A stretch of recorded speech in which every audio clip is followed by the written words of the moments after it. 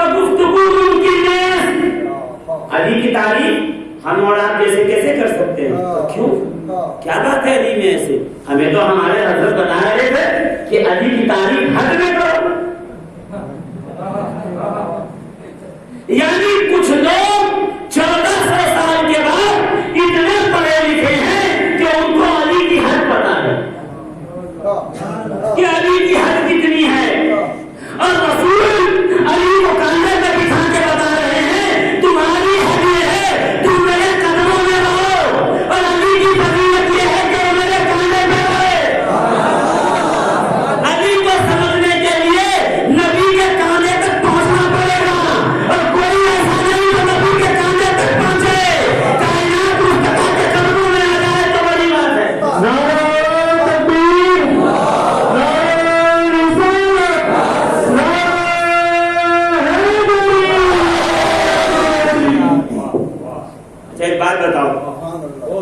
ایک بات بتاؤ، ایک سوال چھوٹا سا پوچھ رہا ہوں۔ یہ قاری شہباز صاحب ابھی نعت شریف پڑھ رہے تھے، پیر نصیر صاحب، ٹھیک ہے، یہ بغداد گئے، تو جب بغداد سے آنے لگے تو ایک سید صاحب نے بغداد کے ان کو نبی کریم علیہ الصلوۃ والتسلیم کی نالین مبارک تحفے میں دے دی کہ یہ آپ رکھیے، قاری صاحب بڑے نیک آدمی ہیں اور مجھے یہ اشارہ ہوا ہے کہ یہ میں آپ کو تحفے میں دے رہا ہوں۔ اب یہ رہتے ہیں راجکوٹ میں، ان کے پاس نبی کی نالین ہے، یہ زیارت کرواتے ہیں، تو جتنے لوگ آئیں گے ان سے ملنے کے لیے تو نالین تو چومیں گے، ان کا ہاتھ بھی چومیں گے۔ بولیے ان کا مقام آپ کے درمیان کیا ہوگا؟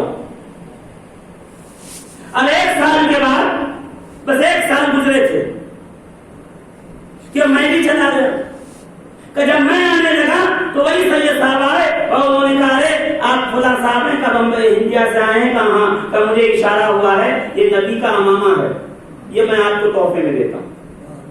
میں امامہ لے کے آ گیا، میرے پاس نبی کا امامہ ہے، قاری صاحب کے پاس نبی کی نالین ہے، دونوں کے پاس نبی کی چیزیں ہیں، امامہ بھی نبی کا ہے، نالین بھی نبی کی ہے۔ اب میں اسے برسر عام رکھ کے کہوں بتاؤ امامے کی زیادہ فضیلت ہے یا نالین کی زیادہ فضیلت ہے؟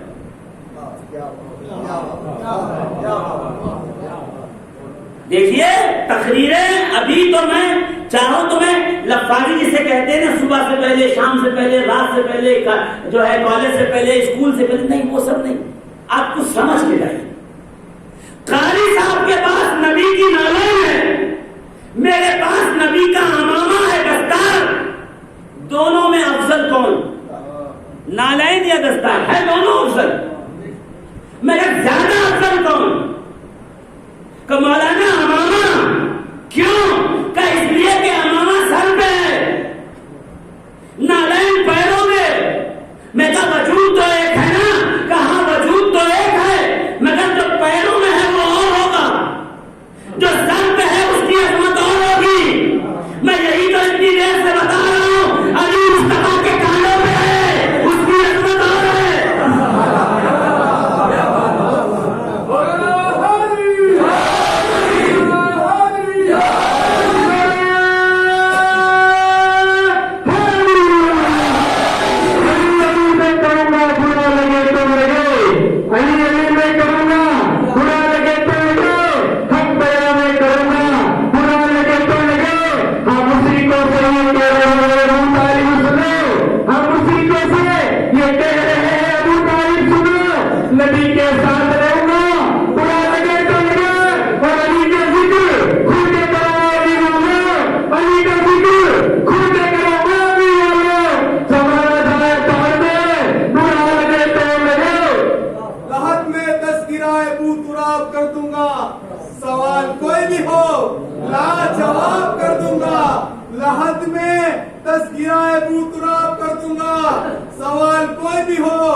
لاجواب کر دوں گا، میرے گناہ زیادہ ہے فرشتوں مگر علی کو آنے دو، سارا حساب کر دوں گا۔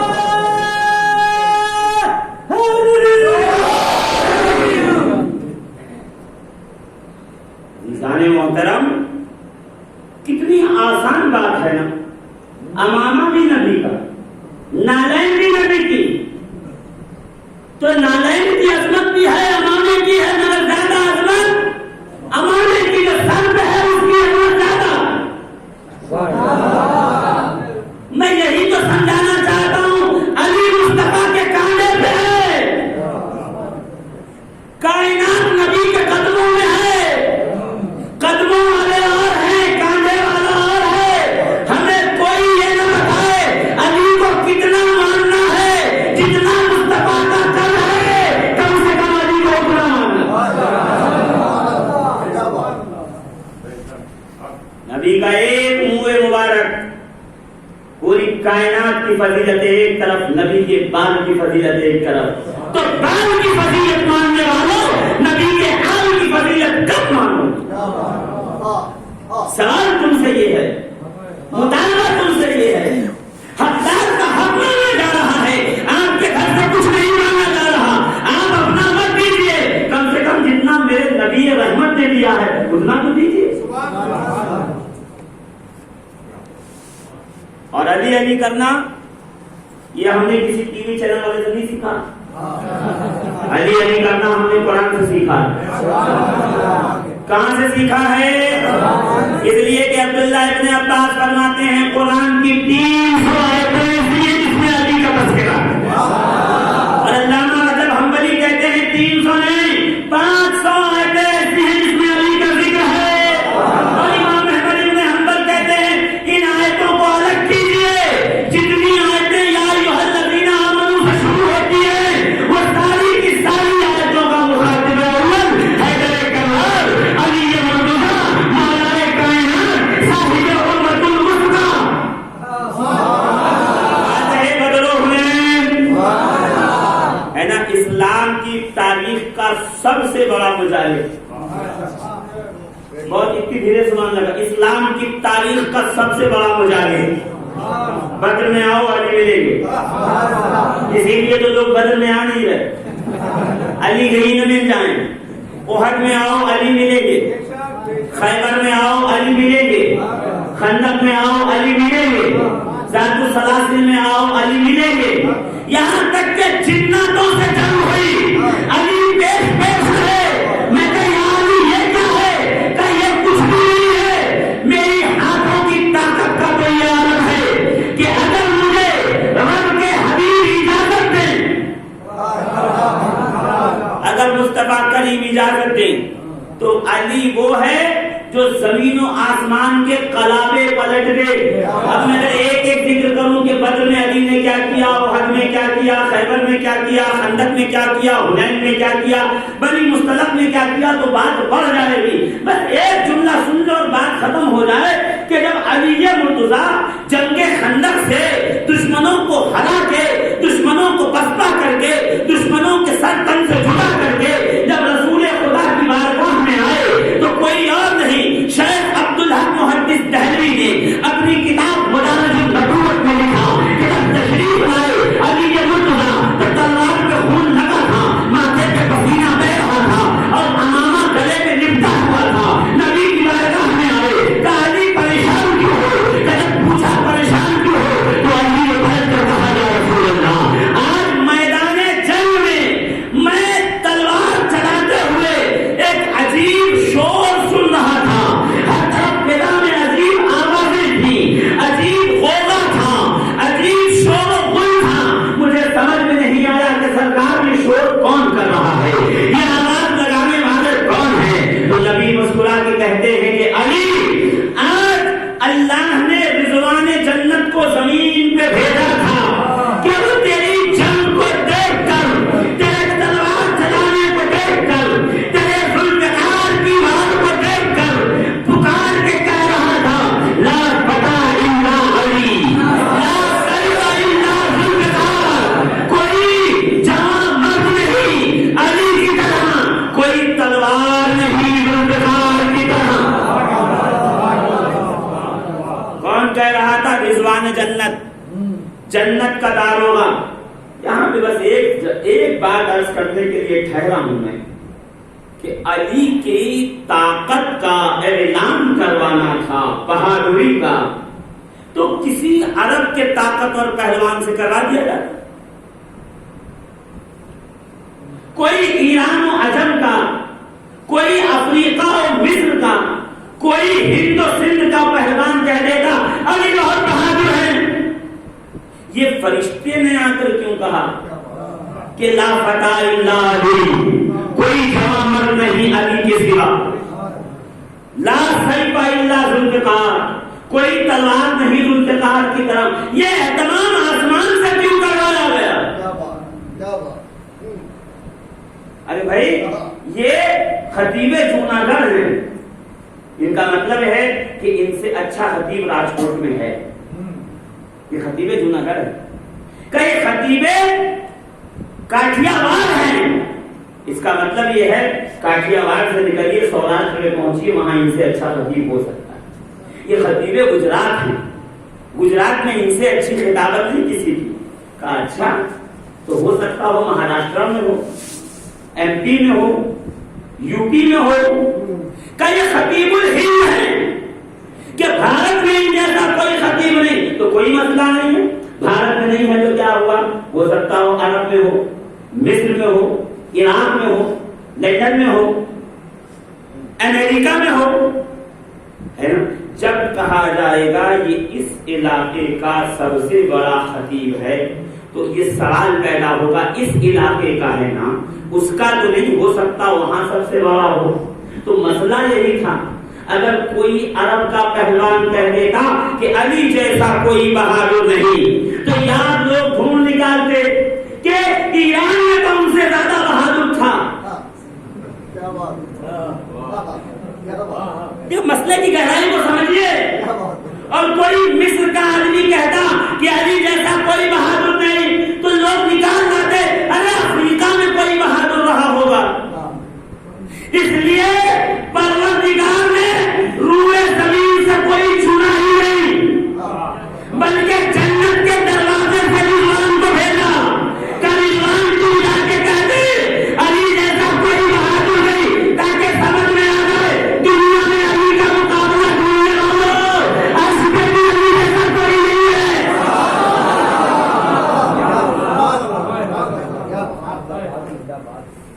عزیزان ملت اسلام، اسلام کا ایک ایسا جلسہ، ایک ایونٹ، ایک پروگرام، ایک جنگ میں ہو جس میں علی نہ ہو، جس میں علی موجود نہ ہو۔ پہلی نماز پڑھی گئی، رسول نے پڑھا، اعلان نبوت کے 7 سال پہلے علی اس نماز میں ہے۔ زور سے بولو، اور زور سے بولو، ہے نا؟ علی اس نماز میں، بولے زور سے، ہے۔ نبی کریم مرکز عقیدت ہے، یہ دنیا والوں نے بعد میں جانا۔ علی نے کعبے میں آنکھ نہ کھول کے مصطفیٰ کے چہرے کو دیکھ کر آنکھ کھول کر بتایا کہ تم بعد میں کہنا مصطفیٰ کعبے کا کعبہ ہے، میں آج اعلان کر رہا ہوں نبی کعبے کا بھی کعبہ ہے۔ اسلام کی پہلی دعوت ہے دعوت البشریہ، اس میں علی ہے۔ اسلام کی پہلی تلاوت میں علی ہیں، اسلام کے پہلے کلمے میں علی ہیں، اسلام کے پہلے اعلان میں علی ہیں، اور رسول کے بستر پہ علی ہیں، شب ہجرت علی ہیں۔ شب ہجرت تو سب سناتے ہیں آپ کہ علی بستر پہ تھے، علی بستر میں تھے، علی بستر میں تھے، مگر وہ بنانا بھول جاتے ہیں کہ رسول اللہ ابوبکر صدیق کے ساتھ میں غار ثور میں ٹھہرے، وہاں اعلان صحابیت ہوا۔ اس ہما فی الغار، جب دونوں غار میں تھے، پھر غار کی وادیوں سے آگے نکلے، نبی کہاں پہنچے؟ مدینے کی سرحد پر۔ جتنے حاجی ہیں ان سے میں پوچھنا چاہتا ہوں، مدینے میں داخل ہونے سے پہلے آپ ایک مسجد میں نماز پڑھتے ہیں جسے مسجد قباء کہا جاتا ہے، کہ یہ ہجرت کے بعد کی پہلی مسجد ہے۔ میں مسلمانوں کو پوچھوں گا یہ ہجرت کے بعد کی پہلی مسجد کیوں ہے؟ مدینے میں ہونی چاہیے، کہ اس لیے کہ نبی نے یہاں نماز پڑھی تھی، اس لیے یہ پہلی مسجد ہے۔ مدینے میں داخل ہونے سے پہلے تو یہاں مسجد بنائی گئی یاد میں نشانی میں پوچھوں گا بھائی یہاں نماز پڑھی تھی تو کیا نبی نے غار ثور میں نماز نہیں پڑھا تھا؟ کیا نبی نے دیگر منزل میں نماز نہیں پڑھا تھا؟ مکے سے مدینے کے درمیان اتنے لمبے سفر میں صرف ایک نماز پڑھی نبی نے نہیں کئی نمازیں پڑھی، تو پھر ہر جگہ پہ مسجد کیوں نہیں بنی؟ یہی پہ کیوں بنی؟ تو اس کی اصل وجہ یہ ہے جو ہمارے علماء اور مورخ لکھتے ہیں، جب نبی مدینے کی سرحد پہ پہنچے اندر سے بلانا آیا، سفیر نے آنے کا یا رسول اللہ چلیے مدینے کے بچی بوڑھیاں جوان آپ کے استقبال کو تیار ہیں، تو نبی نے کہا میں اس وقت تک مدینے میں داخل نہیں ہوگا جب تک علی نہ آ جائے، جسے بستر پہ چھوڑا ہے وہ جب تک نہ آئے میں مدینے میں داخل نہ ہوگا۔ تو یا رسول اللہ بغیر علی کے آپ مدینے میں نہیں جاتے تو کیا بغیر علی کے رسول جنت میں چلے جائیں گے؟ تو مسجد قباء جہاں نشان ہے رسول کے نماز کا، وہیں اس بات کا بھی نشان ہے یہ وہ جگہ ہے جہاں رسول خدا نے علی کا انتظار فرمایا۔ تو مسجد ہجرت کے بعد کی پہلی مسجد میں علی ہے، بولیے ہے۔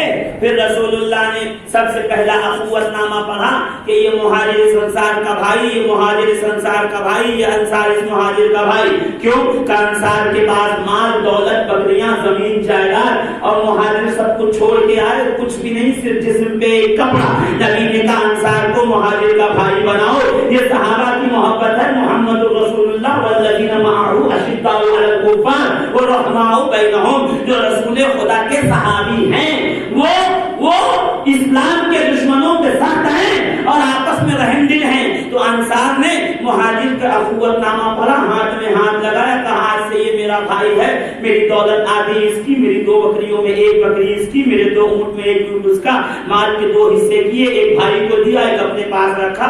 اصل میں رسول خدا نے یونیورسل قانون بنایا کہ جو بیچارے غریب ہیں آئے ہیں کچھ بھی نہیں، اور جن کے پاس مال ہے وہ بھائی چارے میں اپنا مال دے کر کے ان کو بھی مدینے میں سیٹل کریں، تاکہ اسلام اور مسلمان اور انسانیت کو ایک مضبوط ترقی ملے۔ تو عزیزان محترم، جب نبی نے ایک دوسرے کا بھائی بنایا، بنانے کے بعد سرکار نے دیکھا مہاجر اور انصار ایک دوسرے کے بھائی ہو گئے، کوئی بچا نہیں ہے اب۔ جب نبی پلٹے تو دیکھا علی کھڑے تھے، آنکھوں میں آنسو تھا، کہ یا رسول اللہ سب کو سب کا بھائی بنایا، مجھے کسی کا بھائی نہیں بنایا۔ تو نبی نے پلٹ کر جب جملہ کہا ہے، اس جملے پہ آپ بھی سبحان اللہ سنوں گا۔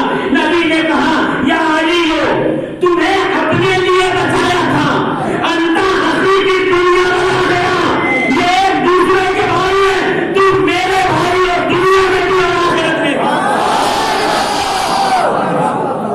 اب اگر کوئی ٹی وی پاس بیٹھ کر یہ کہے کہ نبی اور علی کو بھائی نہیں کہہ سکتے تو کہہ دینا رسول نے کہا ہے کہ میں اور علی بھائی ہوں، میں رسول اللہ کی مانوں گا، کسی ملا کی نہیں مانوں گا۔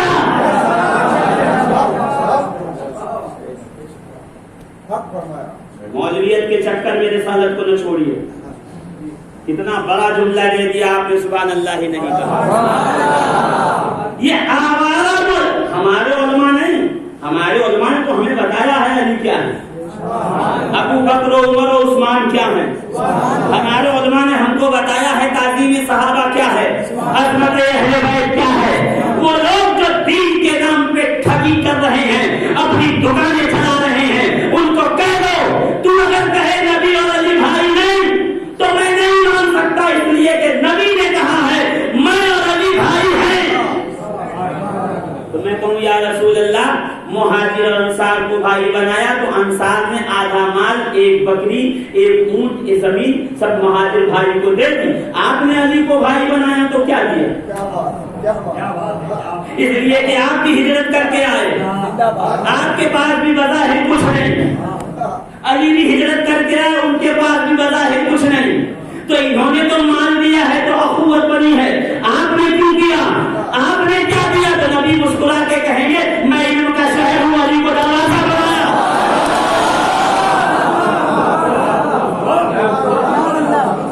تو نبی مسکرا کے یہ کہیں گے کہ میں نے علی کو اپنی بیٹی فاطمہ سے دیا، علی کے بیٹوں کو اپنا بیٹا بنایا۔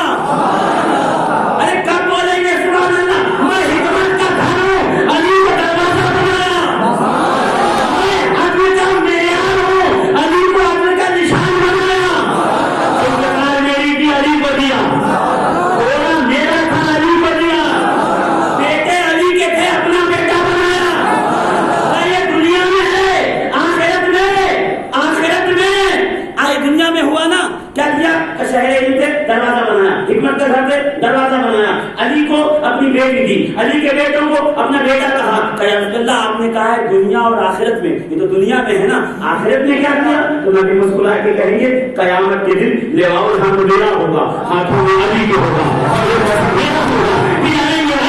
تلوار کی دھار سے جب لوگ گزریں گے، آ گیا اپنے موضوع پہ، کتنی دیر کے بعد آنا پڑا مجھے، کب پل صراط سے گزرو گے؟ تو نبی نے فرمایا لکل شیء جواز، ہر شے کے لیے ایک جواز ہوتا ہے، انٹری پاس، ویزا، پاسپورٹ، الجواز یعنی پاسپورٹ، جتنے حج کر کے آئے ہیں گھر میں جا کر کے کھول کے دیکھیے گا، پاسپورٹ پہ لکھا تھا عربی میں الجواز، اور ویزے پہ لکھا ہوتا التاشیرہ، تاشیرہ یعنی ویزا، جواز یعنی پاسپورٹ۔ نبی فرما رہے ہیں لکل شیء جواز، ہر شے کے لیے ایک پاسپورٹ ہوتا ہے، وہ حب علی جواز الاسلام، اور علی کی محبت، یہ علی کی محبت یہ پل صراط میں پاسپورٹ کا کام کرے گی۔ میں کسی کو دبئی جانا ہو، لندن جانا ہو، بولیے راشن کارڈ پہ چلے جائیں گے، آدھار کارڈ دکھا کے چلے جائیے گا، پین کارڈ نہیں نا۔ چلیے لندن جانے کی بات چھوڑیے، دبئی آپ کو عمرہ جانے تھا، جتنے حضرات عمرہ جا کے آئے ان کو پتا ہوگا، جیسے ہی ایئرپورٹ پہ سعودی پہ پہنچتے ہیں تو آگے وہ سب متوا لوگ کھڑے رہتے ہیں، شرطا لائن سے چیک کرتے ہیں، سلام حاجی، وعلیکم السلام، قائد جواز، تو بیچارہ حاجی کاٹیا بار سے گیا، نہ اردو آتی نہ عربی، تو کہا جواز کو سن لگا کہ مسجد میں سنا تھا، مولانا صاحب کہتے تھے یہ جائز یہ ناجائز، یہ جائز، لگتا ہے جائز اور ناجائز کے بارے میں پوچھ رہا ہے۔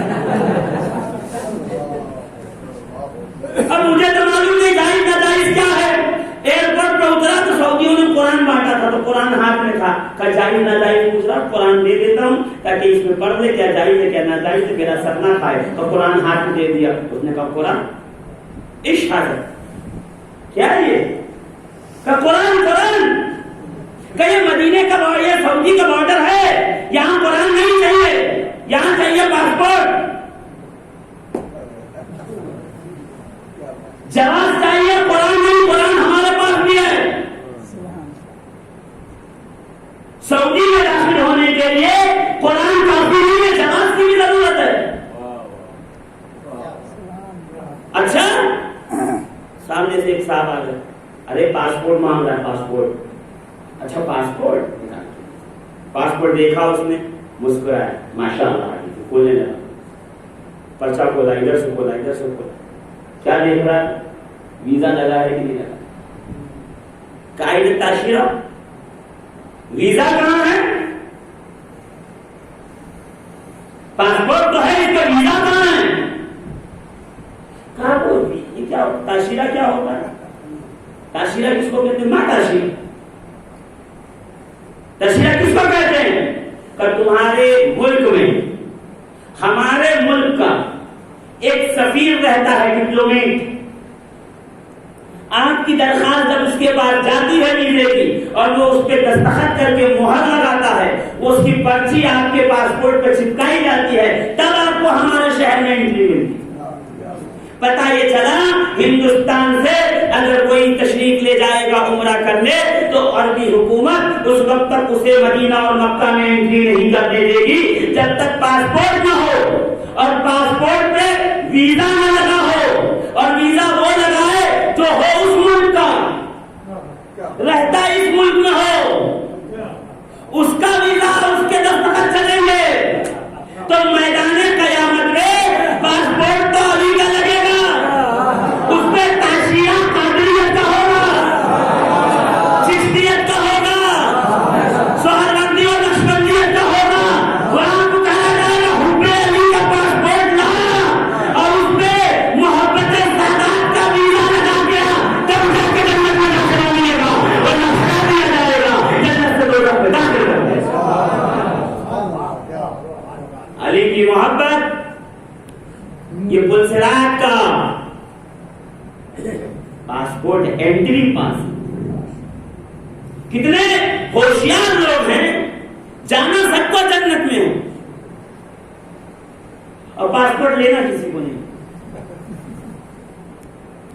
سب کہتے ہیں قادری آستانہ سلامت رہے. کبھی غوث پاک سے پوچھئے کہ غوث پاک آپ کا آستانہ کب سلامت رہے گا؟ تو غوث پاک فرمائیں گے جب علی کا آستانہ سلامت رہے گا تو عبد القادر کا سلامت. کبھی غریب النواز سے پوچھئے کہ آپ کے چوکھٹ کب سلامت رہے گی؟ تو مسکرا کے کہیں گے نجف کا دربار سلامت ہے تو اجمیر کا دربار سلامت.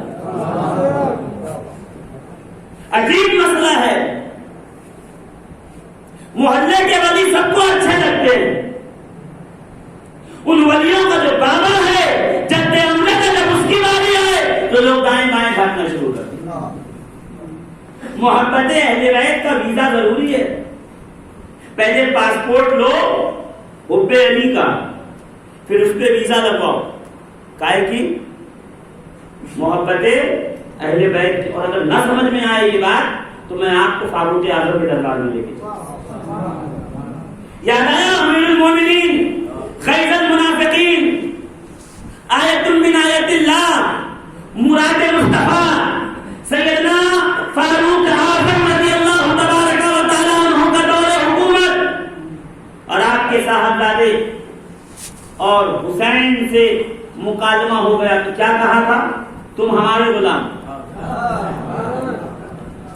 تمہارے بابا ہمارے بابا کے غلام. تو کیا کہا تھا بیٹے نے باپ سے آ کر؟ والد محترم امیر المومنین حسین نے, علی کے شہزادے نے یہ بات کہی ہے کہ تم ہمارے غلام, غلام ابن غلام. تو فاروق اعظم نے یہ نہیں کہا کہ ابھی چلتے ہیں ابھی دیکھتے ہیں یہ کیوں کہا, یہ کیسے ہوا, یہ حد کتنی ہے, علی سے کتنی محبت کی جائے, ان کی حدود کتنی ہے, انچی ٹیپ لاؤ تو میں نام کے بتاؤں. فاروق اعظم مسکرائے, مسکرا کے اپنے شہزادے کو کہا جا کے پہلے حسین سے لکھا لو, وہ لکھ کے تحریر دے دے کہ تم ان کے غلام اور ہم ان کے اجداد کے غلام. بات اس کے بعد ہوگی. بیٹا اس لیے خوش ہے کہ شاید لکھت میں ایویڈنس منگا رہے ہیں, بعد میں سزا دیں گے. کہ جب لکھ کے لایا گیا حسین کی پرچی لائی گئی تو فاروق اعظم نے سر پہ رکھا, مدینے کی گلیوں کے چکر لگائے. میں کہوں اے جناب عمر, اے امیر المومنین, اے رسول خدا کی زبان مبارک سے جنت کی بشارت پانے والے, اس پرچی کی آپ کو کیا ضرورت ہے؟ تو مسکرا کے کہیں گے کہ میرے پاس رسول خدا کی محبت کا پاسپورٹ تھا, آج حسین کی دستخط کا ویزا بھی لگ گیا.